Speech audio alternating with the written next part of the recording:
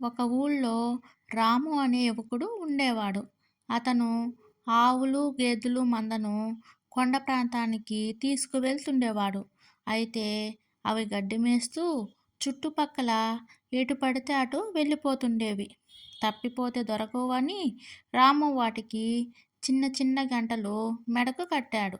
వాటిని మేతకు వదిలేసి తాను కట్టెలు కొడుతుండేవాడు. సాయంత్రం అన్నిటినీ ఇంటికి మళ్ళించేవాడు. గంటలు కట్టడంతో ఎంతో దూరంలో ఉన్న వాటిని గుర్తించేవాడు. ముఖ్యంగా తనకు ఎంతో ఇష్టమైన ఆవుకి మంచి ఖరీదైన గంట కట్టాడు.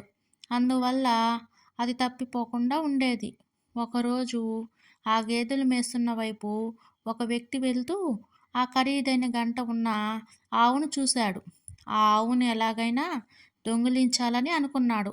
వెంటనే రాము దగ్గరికి వెళ్ళి, ఆవు మెడలో ఉండే గంట ఎంతో బావుంది, నాకు అమ్ముతావా?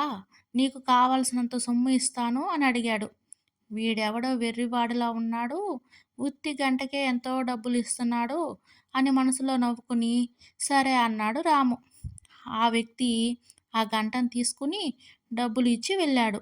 ఆ మర్నాడు ఆ గంట కొన్న వ్యక్తి రాము ఉన్న చోటుకి వచ్చాడు.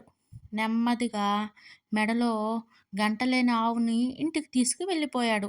సాయంత్రం కాగానే ఆ ఆవు తప్ప అన్నీ కనిపించాయి.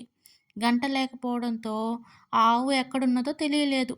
ఆవు పోయిందని బాధపడ్డాడు. ఆ గంట కొన్నవాడే ఆవును దొంగిలించి ఉంటాడని గ్రహించలేకపోయాడు. అయ్యో! గంట ఉంటే బావుండేది అని చింతించాడు. దీనిలో ఉన్న నీతి ఏంటంటే, అత్యాశకు పోతే మన దగ్గర ఉన్నది కూడా పోతుంది. మీకు ఈ వీడియో నచ్చితే ప్లీజ్ లైక్ చేయండి, షేర్ చేయండి, సబ్స్క్రైబ్ చేసుకొని సపోర్ట్ చేయండి. Thank you.